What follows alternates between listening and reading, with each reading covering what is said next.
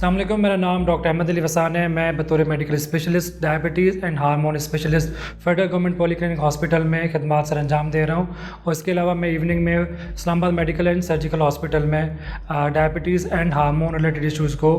की जो सहूलियात हैं उसको एंटरटेन करता हूँ। जैसा कि हम सब जानते हैं कि जो डायबिटीज़ है उसकी जो कंट्रोल है, उसकी मॉनिटरिंग के लिए जो इंतहाई दरकार चीज़ें होती हैं वो जो अपने पेशेंट को एजुकेट करनी होती हैं। सबसे पहले ज़रूरी होता है कि आप अपने ग्लाइसेमिक टारगेट सेट करते हैं कि वो क्या होने चाहिए टाइप 2 या टाइप 1 डायबिटीज़ के पेशेंट्स के अंदर। जो टाइप 2 डायबिटीज़ के पेशेंट्स होते हैं उनको हम डिफरेंट गाइडलाइंस हैं, जैसे American Diabetes Association, European Association of Diabetes और American Association of Clinical Endocrinology, उन्होंने एक टारगेट सेट किए हुए हैं जो कि आपने अपने पेशेंट को एजुकेट करने होते हैं, जिसमें हम बताते हैं कि अगर आपकी फास्टिंग शुगर, आपकी एज मोर देन 50 ईयर्स है तो 80 से लेकर 130 मिलीग्राम पर डेसीलीटर के दरमियान होनी चाहिए, और किसी भी खाने के 2 घंटे के बाद आपकी शुगर 80 से लेकर 180 मिलीग्राम पर डेसीलीटर के दरमियान होनी चाहिए। अगर आप किसी को उसका कंट्रोल HbA1c के लेवल में बताएंगे जो कि 3 माह का एवरेज ब्लड शुगर होता है, तो वो हम पेशेंट्स को कहते हैं कि इट शुड बी अराउंड, यानी वो 7 साढ़े 7 के करीब होना चाहिए, वो सबसे आइडियल कंट्रोल होता है। और उसके अलावा जो फ्रीक्वेंसी ऑफ मॉनिटरिंग होती है, जो कि पेशेंट, जैसे कि हमारे लोगों के अंदर जो नीडल फोबिया यानी सुई से डरने का जो खौफ है उसको ख़त्म करने के लिए एजुकेट करना ज़रूरी होता है। अदरवाइज़ हमारे पास मॉनिटरिंग के लिए 2 चीज़ें हैं, या तो आप प्रिक करके ग्लूकोमीटर के साथ घर पे शुगर मॉनिटर करें।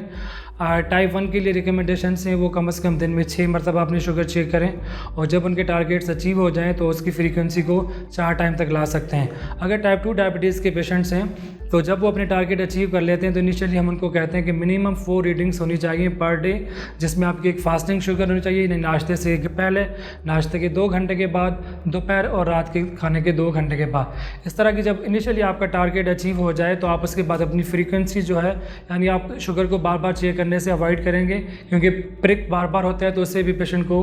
एक फोबिया, खौफ डेवलप होता है। तो हम ऐसे पेशेंट्स को कहते हैं कि वो हफ्ते में 2 से 3 मरतबा अपनी शुगर्स को रेगुलर चेक करें और अपने टारगेट्स को सेट रखें, ताकि शुगर और उससे होने वाली पेचीदगियों से वो खुद को महफूज कर सके।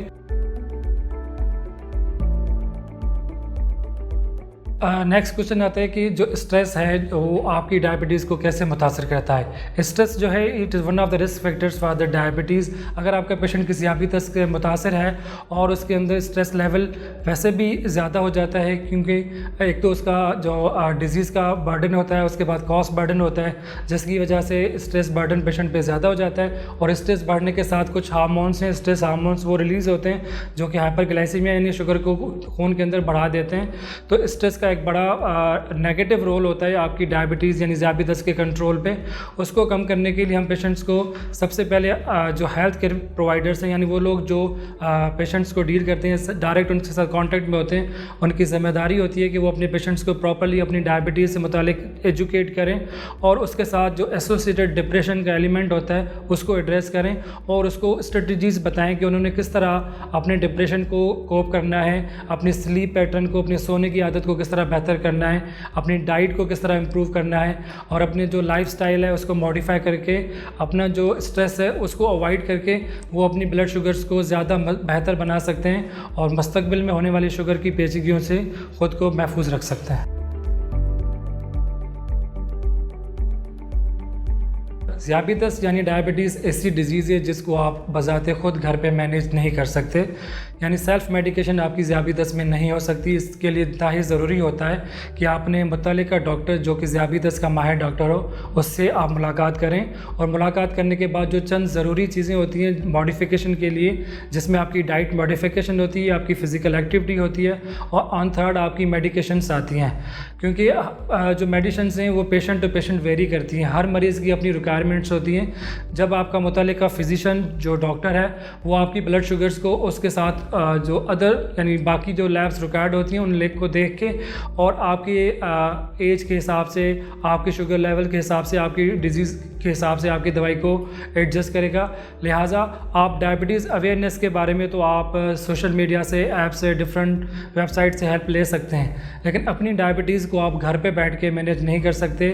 बस अगर आप ऐसी सूरत में अपनी डायबिटीज़ को घर पे बैठ के मैनेज करेंगे तो जो आप अद्वियात इस्तेमाल करते हैं उसके कॉम्प्लिकेशंस यानी उसकी पेचीदगियाँ डेवलप हो सकती हैं, जो कि लॉन्ग टर्म आपके बड़े अरसे के लिए आपकी सेहत के लिए नुकसान का साबित हो सकती हैं। आप एजुकेशन तक अपनी डायबिटीज़ को ऐप से, सोशल मीडिया से यूज़ कर सकते हैं, लेकिन जब मैनेजमेंट का ऑप्शन आता है तो मैनेजमेंट आप अपने मुतल्लिका फिजिशियन यानी जो ज़ियाबितस का माहिर डॉक्टर हो उसके साथ मिलके अपनी एडजस्ट करेंगे कि कौन सी दवाइयाँ आपको रिक्वायर्ड हैं, ताकि जाके आप डायबिटीज़ और जो दवाइयाँ आप इस्तेमाल कर रहे हैं उनकी कॉम्प्लिकेशन से भी ख़ुद को महफूज रख सकें।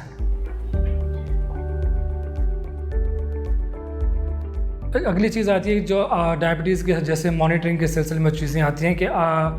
जैसे टेक्नोलॉजी डेवलप हो चुकी है, जिसमें आपके पास अगर टाइप 1 डायबिटीज़ के पेशेंट्स हैं उनके लिए एडवांस इंस्ट्रूमेंट्स डेवलप हो चुके हैं, इंसुलिन पंप्स डेवलप हो चुके हैं, जिसके ज़रिए वो अपनी शुगर्स को मॉनिटर और कंट्रोल कर सकते हैं। इसी तरह जो हम बार बार किसी को प्रिक करते हैं शुगर चेक करने के लिए, उसके लिए भी न्यू डिवाइसेस डेवलप हो चुकी हैं जिनको आप यूज़ कर सकते हैं, जिसको हम CGM डिवाइसेस कहते हैं, कंटिन्यूस ग्लूकोज मॉनिटरिंग। उन डिवाइसेस को आप अपने साथ अटैच करते हैं और स्कैनिंग के साथ आपकी शुगर्स आती हैं और वो आपकी फ्रीक्वेंटली शुगर्स को रिकॉर्ड करता है और उस शुगर के रिकॉर्ड को आप अपने मोबाइल ऐप के ज़रिए उसको एक्सेस ले सकते हैं। उसको डाउनलोड करके आप वो अपने मुतल्लिका फिजिशियन से, मुतल्लिका डॉक्टर से डिस्कस करके जहाँ पे आपकी डायबिटीज़ पे कंट्रोल में वेरिएशंस आ रही हैं वहाँ पे उनसे डिस्कस करके अपनी शुगर को और बेहतर बना सकते हैं। इवन ऐसी भी इंस्ट्रूमेंट्स हैं जिसमें आपके पास सिग्नल्स आते हैं जब आपकी शुगर से एक रेंज से बाहर जाती हैं या गिरती हैं या ज़्यादा होती हैं, उसमें भी आपको सिग्नल्स आते हैं। और ये इस तरह की जो टेक्नोलॉजी की डिवाइसेस हैं और डायबिटीज़ के पेशेंट्स के लिए बड़ी कारआमद साबित होती हैं, वो उनको डायबिटीज़ रिलेटेड उसके कंट्रोल में भी हेल्प करती हैं और कॉम्प्लिकेशन से भी बचाती हैं। जाते हुए मेरा एक टेक होम मैसेज ये होगा कि इस वक्त पाकिस्तान डायबिटीज़ यानी ज़ियाबितस में लीडिंग कंट्री है, दुनिया में प्रेवलेंस के हिसाब से पहला मुल्क है। इस वक्त पाकिस्तान में 3 करोड़ 30 लाख अफराद टाइप 2 डायबिटीज़ से मुतासर हैं और 1 करोड़ 10 लाख ऐसे अफराद हैं जिनकी डायबिटीज़ अनडायग्नोज्ड है, यानी हर चौथा पाकिस्तानी इस वक्त ज़ियाबितस से मुतासर है। लिहाजा डायबिटीज़ और उससे कॉम्प्लिकेशन से बचने के लिए अपनी फैमिली में अगर किसी के अंदर डायबिटीज़ रन कर रही है तो प्रॉपरली अपनी स्क्रीनिंग करवाएँ, अपनी ज़िंदगी में एक तब्दीली लेके अपनी डाइट को मॉडिफाई करें, अब फिज़िकल एक्टिविटी को अपनी ज़िंदगी का हिस्सा बनाएं ताकि आप डायबिटीज़ और उसके साथ होने वाली पेचीदगियों से ख़ुद को महफूज रख सकें। शुक्रिया।